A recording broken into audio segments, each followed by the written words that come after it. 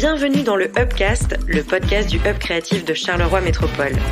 Un shot de créativité à consommer partout, tout le temps.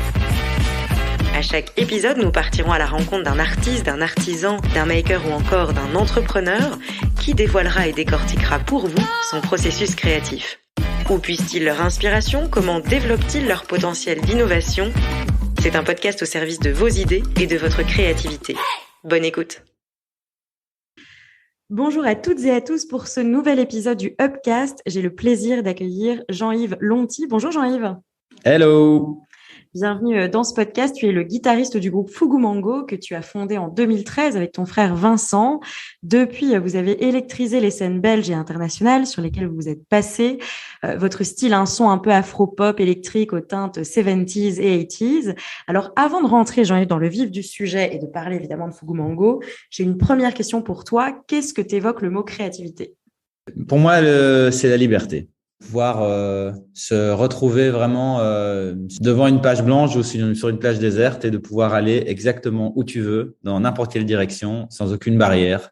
À partir de quand tu as compris que tu étais quelqu'un de créatif? Je crois que c'est depuis relativement jeune. Je crois quand j'étais petit, j'étais tout le temps en train de créer des spectacles avec mes cousins, avec mes frères. On se déguisait, on fabriquait des armures de chevaliers du Zodiaque. On faisait plein de tous les jeux qu'on faisait passaient toujours par un aspect construction, créativité, improvisation.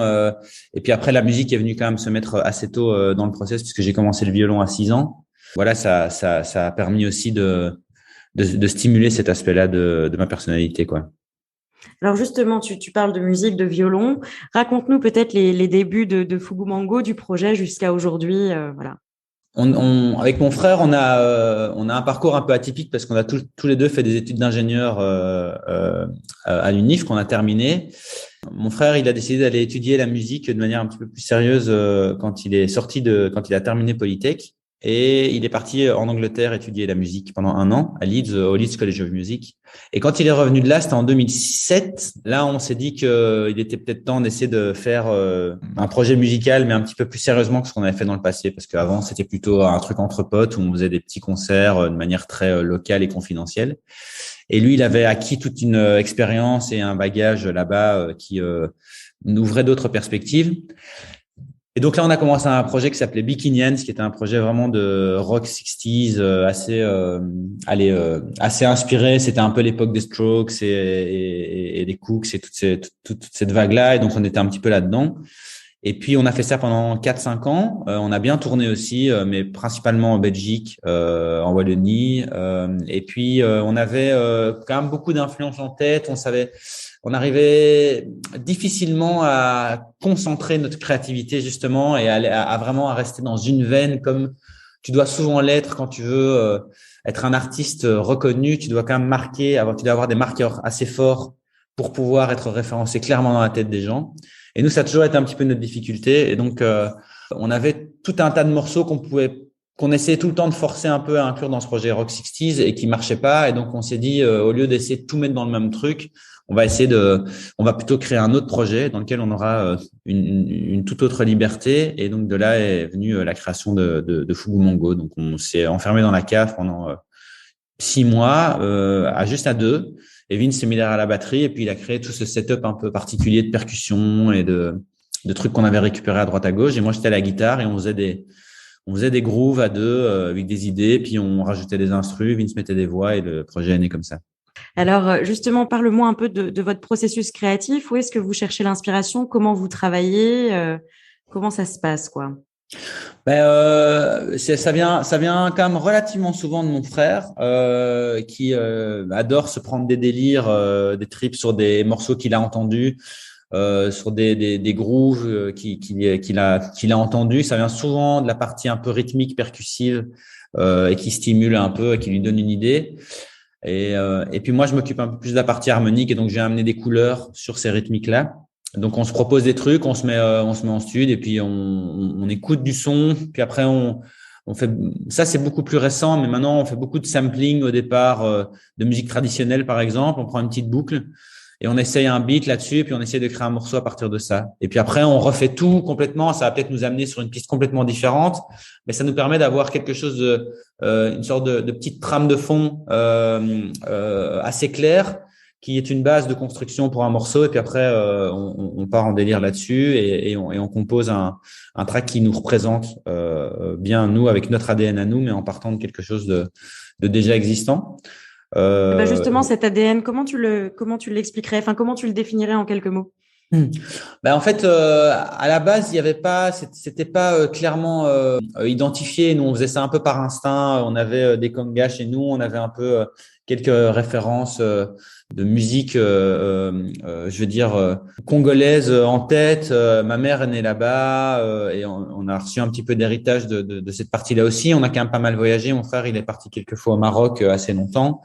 Moi, j'étais habité au Rwanda pendant 6 mois, mais c'était plus récent. Mais je veux dire, donc on a quand même voyagé on a été au Cap-Vert aussi, qui nous a beaucoup inspiré. La musique capverdienne, c'est une musique brésilienne et africaine, et c'est super riche. Et ça nous a beaucoup inspiré de voir des petits concerts sur des places avec des gens avec presque rien qui te créent des ambiances vraiment magiques. Et puis un jour, on était en train de on avait fait un concert à Paris, et à ce moment-là, l'identité du groupe, c'était encore très indé. C'était vraiment un peu un mix entre du rock indé et de la world music. Et puis, on a entendu un morceau d'un artiste qui s'appelle Daniel Waro, qui est un artiste réunionnais et qui a fait une reprise de Mauvaise réputation de Georges Brassens, et en langue réunionnaise, si tu veux, et avec toute une rythmique réunionnaise derrière c'est une rythmique de roulaire, c'est des rythmes en ternaire qui sont vraiment spécifiques à cette culture-là.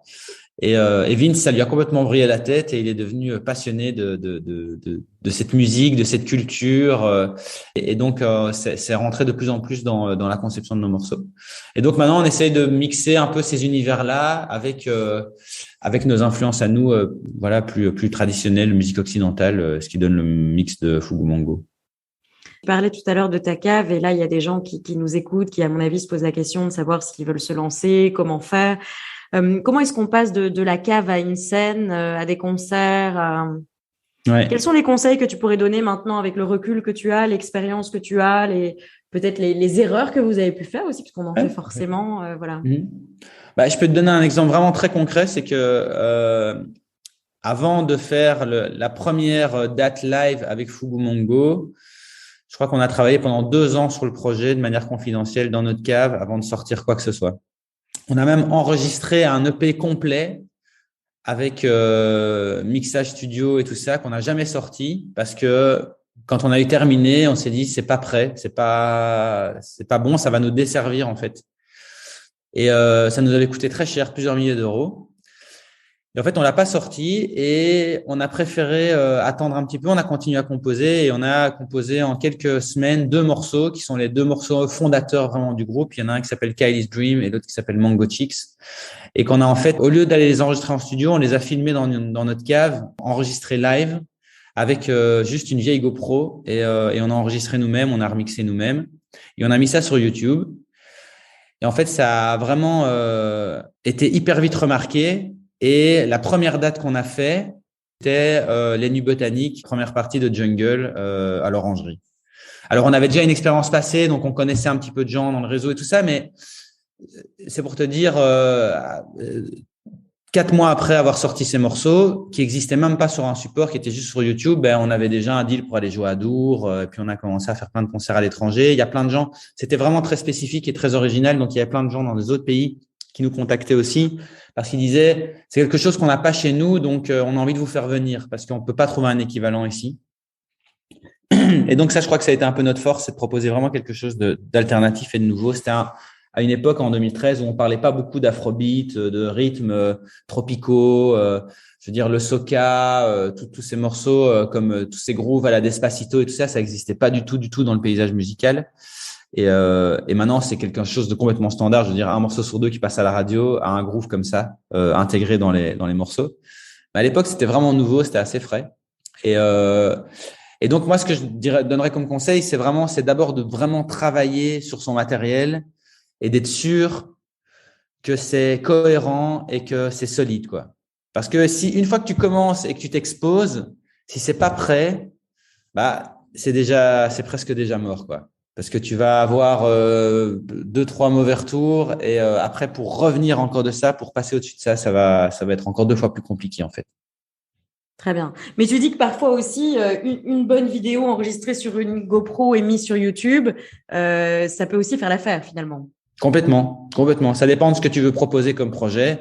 Mais les gens sont de plus en plus attachés à cet aspect intime de la vie d'un groupe. Et là, je te parle, c'était en 2013, mais aujourd'hui, c'est encore plus le cas quand tu vois des artistes. C'est surtout ce qui intéresse les gens, c'est de les voir faire une petite session chez eux, jouer, tu vois, et de vivre ces moments d'intimité plutôt que d'aller voir, d'aller écouter parfois les morceaux sur Spotify, quoi. Donc, ça, je crois que c'est important, ouais. Donc pour toi, c'est une case obligatoire, les réseaux sociaux, quand on veut se lancer, quand on veut… Ouais, ça c'est évident. À part si ton propos c'est d'être un groupe ultra confidentiel, juste réservé aux initiés qui vont sur des plateformes spécifiques. Par exemple, SoundCloud, c'est très fort comme ça. C'est une plateforme qui est vraiment dédiée plutôt aux DJ producteurs, quoi. Et donc, c'est pas du tout un réseau social comme Instagram où tu fais de la pub en faisant des photos et tu publies des stories toutes les 2 heures. Et en fait, où la musique prend une part moins importante dans l'aspect global artistique. SoundCloud, c'est purement musical, quoi. Et donc, effectivement, c'est une plateforme où tu peux découvrir plein de producteurs indépendants qui sont pas du tout connus au niveau mainstream, mais par contre, dans les réseaux spécialisés, sont très connus. Et donc, t'as même plein d'artistes mainstream qui vont diguer sur ces plateformes-là pour trouver le prochain producteur le prochain Avicii, le prochain type à qui ils vont faire une collab, tu vois. Même des Madonna, même des Beyoncé, ils ont des gens qui cherchent pour eux sur ce type de plateforme parce que ça, c'est vraiment spécifiquement dédié à la musique, quoi. Mais ouais, tu dois être actif surtout, t'as pas le choix. Et qu'est-ce que tu penses de Spotify? Enfin, quelle est la bonne utilisation, entre guillemets, de Spotify quand on… Je parle vraiment quand on se lance, quoi, pas quand on est déjà connu et…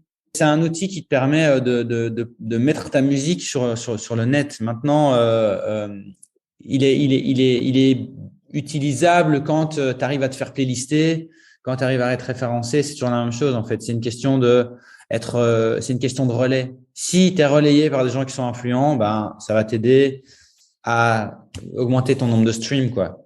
Mais il faut aussi se rendre compte que tu es perdu dans la masse et que donc, si tu n'as pas ce relais, ça va pas spécialement t'aider, quoi. En fait, l'important, c'est d'avoir un setup qui est prêt et qui est en place au cas où un jour, il y a un truc qui marche et qui fonctionne. Il faut que tout ça soit prêt en amont. Parce que si tu as un morceau qui fonctionne et que tu as un label ou que tu as un producteur qui fait des recherches sur toi et qui te trouve nulle part, il va se dire, ouais, c'est qu'un zarbe, tu vois, le setup est pas installé, ça veut dire qu'il y a beaucoup de travail à faire derrière. Tandis que si tu as déjà créé ta propre image, si tu as ton imagerie, si tu as tes illus, si tu as tes photos, même si elles sont basiques, mais que tu as des photos de promo et tu as tout ton setup qui est prêt, c'est beaucoup plus, c'est beaucoup plus entraînant pour un label ou pour un booker ou pour un manager de s'engager sur un projet avec toi. Et comment est-ce qu'on network dans ce monde-là? Est-ce que c'est important d'avoir un réseau? Comment est-ce que toi, tu t'es constitué ce réseau finalement? À nous, c'est beaucoup par le live et par la réputation du groupe en live, et puis après de rencontrer des gens en festival, de rencontrer des gens backstage, de discuter, que ton nom circule. Il n'y a pas vraiment une règle, je pense, à respecter. Ça dépend du projet et de la manière dont tu veux le défendre. Il y a des artistes, leur objectif pour se faire repérer, c'est de faire une vidéo sur TikTok et d'avoir 3 millions de vues. Et comme ça, ils vont pouvoir aller discuter avec l'un ou l'autre label parce que ils ont potentiellement une influence sur une communauté et que donc ça peut rapporter de l'argent et donc ils vont signer pour un disque ou pour un morceau, tu vois. Mais nous, par exemple, on n'est pas du tout dans cette approche-là. Nous, on travaille sur une communauté qui est restreinte, mais qui est très fidèle et qui donc nous suit de manière récurrente. Et donc, c'est une approche, ça dépend de ce que tu proposes artistiquement. Et alors, en fonction, tu choisis tes médias, tu choisis tes réseaux et t'appliques ta stratégie, quoi. Et comment est-ce que tu fais justement pour animer, même si évidemment c'est un challenge pour tout le monde, hein, mais pour animer cette communauté, la communauté de Fugu Mango? En fait, ce qu'on doit faire, c'est partager des moments de vie qu'on peut avoir autour du projet. Mais on a parfois une autocensure. Je pense c'est générationnel. Il y a un truc d'autocensure où on se demande toujours si c'est vraiment intéressant de poster des trucs, parce que les nouvelles générations se posent pas du tout comme question. Ce principe d'avoir une vie qui s'efface comme ça toutes les 24 heures, c'est vraiment particulier. Et donc, ça te permet aussi de lever toutes tes inhibitions et de dire je m'en fous, de toute façon, dans 24 heures, ça aura disparu. Et donc, il faut un petit peu rentrer dans cette dynamique-là. Après, on essaie toujours de proposer quelque chose qui est artistiquement intéressant, donc qui est quand même toujours lié un petit peu à la musique, que ça soit un a cappella, que ça soit un groove qu'on a enregistré, que ça soit des images backstage ou des images de concert, pour que ça soit cohérent avec notre approche artistique, quoi. Et les clips, enfin, comment est-ce que vous travaillez l'univers, l'imaginaire des clips, le style, la direction photo, enfin, comment est-ce que vous faites ça? Ici, par exemple, là, si c'est le clip de Sougougou, c'est un collectif de jeunes Parisiens qui cherchent à développer leur book et de qui on a eu le contact et qui nous ont fait quelque chose de magnifique et de très structuré, très organisé. Ils ont fait des castings pour trouver le danseur, ils ont fait des repérages pour trouver les endroits. Il y avait énormément de travail de post-prod aussi, et donc c'est vrai que c'est un petit bijou, mais ils ont pris vraiment c'est la première fois d'ailleurs qu'on fait ça comme ça. Ils ont vraiment pris le lead complet sur toute la mise en place du clip. On n'est pas venu sur le tournage, on a juste échangé, on a validé le casting, on a validé les différents steps de préparation ensemble, mais sinon on leur a laissé vraiment la liberté totale de faire ce qu'ils voulaient faire, quoi. Et ce genre de collaboration comme ça, c'est quelque chose qui se fait beaucoup dans le milieu. Enfin, voilà. Ouais, tout à fait. De plus en plus, c'est des artistes qui te proposent un ou l'autre concept qu'ils voudraient mettre sur ta musique. Et puis, c'est un peu l'avantage de ce monde-ci, c'est qu'en fait, tu peux contacter n'importe qui dans le monde entier t'as envie de tourner un clip au Kenya, tu contactes un Kenyan et tu lui proposes, tu dis voilà, j'ai un son, j'ai envie d'avoir un peu de la vibe de là-bas, est-ce que ça te dit? Et voilà, c'est plié. Ici, moi, j'avais trouvé pour un morceau, il y a une communauté de skateboarders kenyans qui font du skate dans des endroits complètement atypiques là-bas, et ça a vraiment de la gueule. Et j'étais tombé sur des images qui avaient été tournées là-bas, et j'avais mis ça sur de la musique à nous. On fait ça souvent, on va regarder des clips sur le net et on fait des tests, on coupe le son et on met notre musique dessus et on regarde ce qui colle pour aussi définir un univers comme ça. Ça, c'est un chouette tips aussi, ou pour des films d'animation par exemple. Et ça collait super bien. Et donc je les ai contactés, ils m'ont dit ouais, maintenant il faut juste le mettre en place, il faut voir rencontrer quelqu'un sur place ou envoyer quelqu'un qui va faire le tournage. Et puis et ça prend un petit peu c'est un peu de coordination, mais c'est assez facile à faire fondamentalement.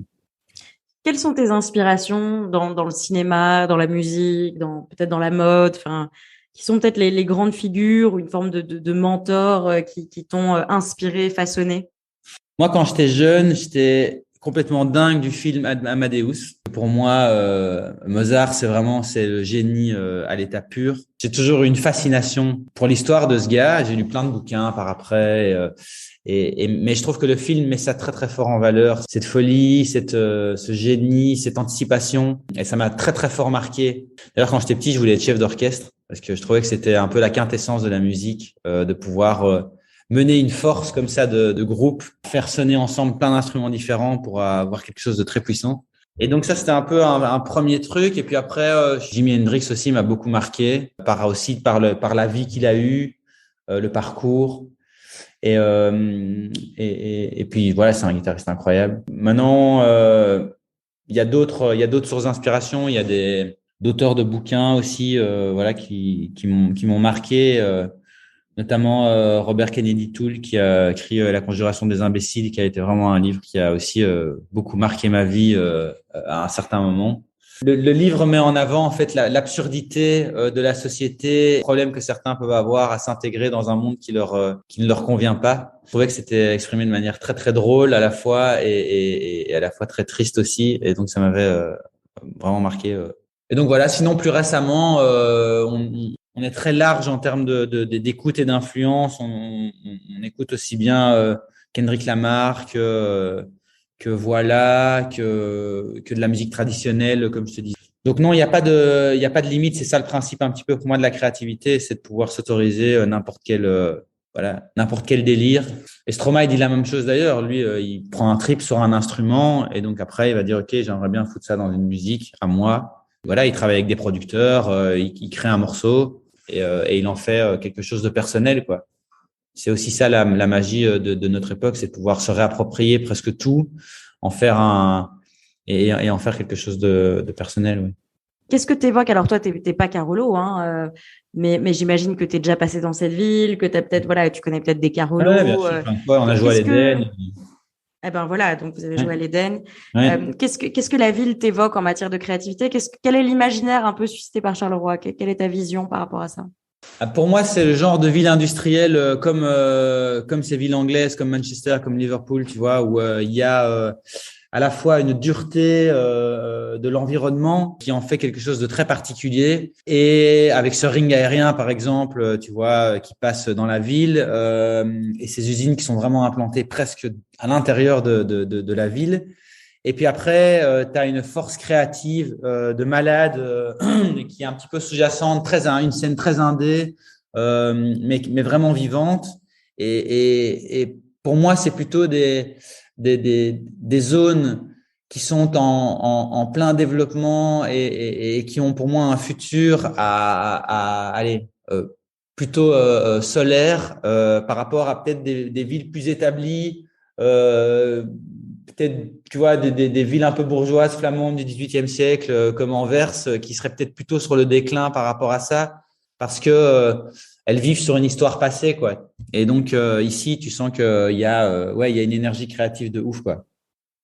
Eh ben merci, ce sera le mot de la fin, Jean-Yves. Alors avant de nous quitter, j'ai quand même un petit jeu pour toi. Donc les règles du jeu sont simples, répondre du tac au tac et ne pas trop te prendre la tête. T'es prêt? Yes. Le livre qui a pu semer en toi des idées ou être à l'origine d'un projet? Eldorado de Laurent Godet. Un créatif ou une créative que tu apprécies pour son travail? Cette meuf qui vend l'eau de son bain sur Instagram, mais je connais pas son nom. Une musique pour créer? Bande organisée. Un mantra pour s'inspirer? Arrête de te prendre la tête. Un lieu pour s'évader et pour faire de la musique? Au studio où on travaille avec mon frère. C'est un endroit incroyable. Un exercice à donner à nos auditeurs pour stimuler leur créativité? Bah, il faut rien s'interdire, en fait. Donc, c'est vraiment, il y a une idée qui passe, il faut l'essayer, il faut la faire et puis voir ce que ça donne. Et c'est comme ça qu'on expérimente, qu'on apprend, essai-erreur, ça marche pas.